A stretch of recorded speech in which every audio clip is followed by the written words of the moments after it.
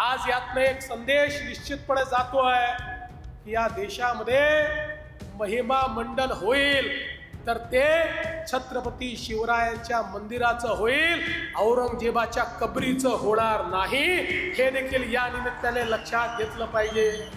आज हे ठीक आहे, खरं म्हणजे त्या औरंग्याची कबर कशाला हवी, परंतु आपल्याला देखील कल्पना आहे की एएसआयने त्याला 50 वर्षापूर्वी संरक्षित म्हणून अशा प्रकारचं त्या ठिकाणी स्थळ म्हणून घोषित केलेलं आहे आणि म्हणून त्याचं संरक्षण देखील करायची जबाबदारी ही राज्य सरकारवर आणि केंद्र सरकारवर येऊन पडलेली आहे।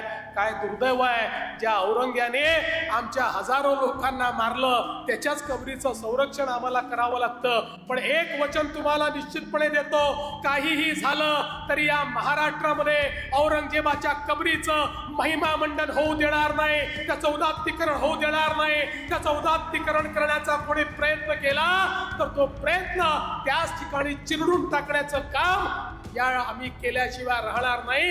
हे वचन छत्रपती शिवरायांच्या या मंदिराच्या समोर आपल्या सर्वांना मी देतो।